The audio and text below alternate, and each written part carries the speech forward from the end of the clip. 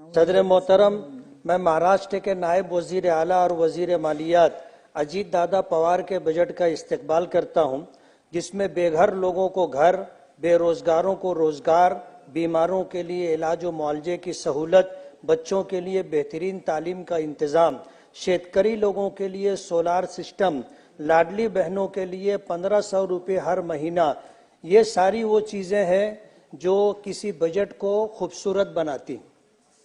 किसी शायर ने कहा है, कदम कदम पे उजाले उतर के आएंगे, तेरे नसीब में तारे उतर के आएंगे, घर से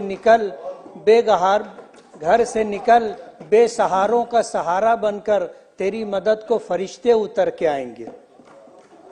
सदर मोहतरम, मैं टेक्सटाइल सिटी मालेगांव से चुनकर आया हूं। देश भर में 40 लाख से जायद पावरलूम चलते हैं, जिनमें से सादा पावरलूम की तादाद 36 लाख है, जिसमें 18 लाख सादा पावरलूम महाराष्ट्र में चलते हैं। सदर मोहतरम, खेती के बाद देश भर में सबसे ज्यादा रोजगार देने वाली सनत पावरलूम है। मेरी अजीत दादा पवार साहब से गुजारिश है कि पावरलूम सनत के लिए बिजली जरूरी है और महाराष्ट्र में बिजली का रेट दूसरी रियासतों के मुकाबले में ज्यादा है। महाराष्ट्र में बिजली का रेट कम होना चाहिए। दादा ने बजट में बिजली रेट में कमी का आश्वासन दिया है, मैं इस पर दादा का शुक्रगुजार हूं। मेरी गुजारिश है कि आपके इस आश्वासन पर जरूर अमल होना चाहिए। पिछले टर्म में टेक्सटाइल मिनिस्टर चंद्रकांत दादा पाटिल साहब ने 75 पैसे और 1 रुपया मजीद सब्सिडी का फैसला किया था। मेरी गुजारिश है कि ये सब्सिडी जारी रहना चाहिए। सदर मोहतरम, बिजली में रेट कम होने के साथ साथ मालेगांव शहर में टेक्सटाइल पार्क बनना चाहिए।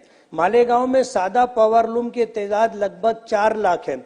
एक पावरलूम के जरिए 2.5 लोगों को रोजगार मिलता है। ये सनत तरक्की करेगी तो लोगों को रोजगार मिलेगा। सदर मोहतरम, मालेगांव में पावरलूम की एक बड़ी तादाद होने के बावजूद मालेगांव में जिनिंग फैक्ट्री और स्पिनिंग मिल नहीं है। एक स्पिनिंग मिल थी, वो भी बंद है। महाराष्ट्र में कपास की पैदावार होती है, लेकिन ये कपास यार्न की तैयारी के लिए तमिलनाडु जाती है और यार्न बनने के बाद तमिलनाडु से ये यार्न वापस महाराष्ट्र आता है। महाराष्ट्र में कपड़ा तैयार होता है और फिर ये कपड़ा फिनिशिंग के लिए गुजरात और राजस्थान जाता है, फिर ये कपड़ा वापस महाराष्ट्र में आता है। इस तरह ये कपड़ा जिसकी लागत 50 रुपया होनी चाहिए थी, तमिलनाडु और गुजरात राजस्थान जाने की वजह से ये कपड़ा 150 से 200 रुपये में मिलता है। मेरी सरकार से गुजारिश है कि महाराष्ट्र में जिनिंग और स्पिनिंग मिल बनना चाहिए, ताकि ट्रांसपोर्टिंग और फिनिशिंग पर जो अखराजात बढ़ते हैं वो कम हो और इससे जो नफा होता है वो महाराष्ट्र और महाराष्ट्र के लोगों को मिले।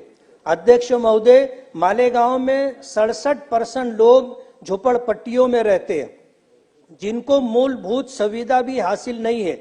मेरी दादा से गुजारिश है कि मालेगांव को एक अच्छा बजट दिया जाए ताकि लोगों की तकलीफ खत्म हो।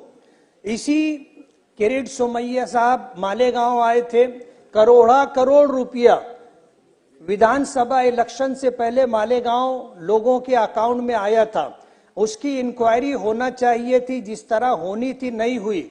लेकिन किरीट सोमैया जब मालेगांव आए और मालेगांव झुग्गी झोपड़पट्टियों में रहने वालों को देखा तो उनको ये गुमान हुआ कि ये बांग्लादेशी या ये रोहिंग्याई हो सकते हैं, जिनके पास रोड नहीं है, गटर नहीं है, पीने का पानी नहीं है, लाइट नहीं है, हेल्थ का कोई इंतजाम नहीं है। उन्होंने हमारे महाराष्ट्र के चीफ मिनिस्टर साहब से ये गुहार लगाई कि इसकी इंक्वायरी होना चाहिए। यहाँ पर 1000 बांग्लादेशी और रोहिंग्याई हैं। 4000 जन्म दाखले उन्होंने इंक्वायरी के लिए दिए।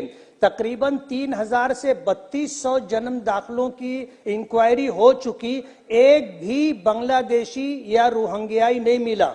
लेकिन जन्म दाखले को लेकर के जो कार्रवाई हो रही थी, इंक्वायरी हो रही थी, उसमें डेट ऑफ बर्थ में कोई फर्क हो गया, नाम में स्पेलिंग का कोई फर्क हो गया, या एड्रेस चेंज कराने की कोई कोशिश हुई, इसको ले करके उनके ऊपर जो कलम लगाई गई है वो 318(4), 336, 340(2), 338 और 120 भी जैसी कलम लगाई गई है और एफआईआर रजिस्टर करके उनको जेलों में डाल दिया गया।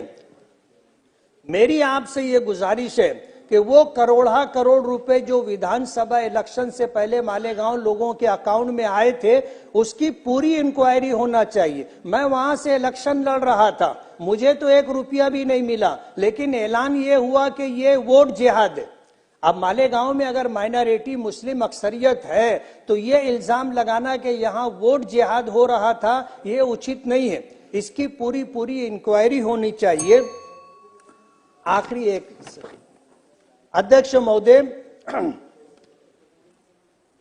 मालेगांव में टेक्सटाइल पार्क होना चाहिए, मालेगांव में एक इंजीनियरिंग कॉलेज और एक माइनॉरिटी मेडिकल कॉलेज होना चाहिए।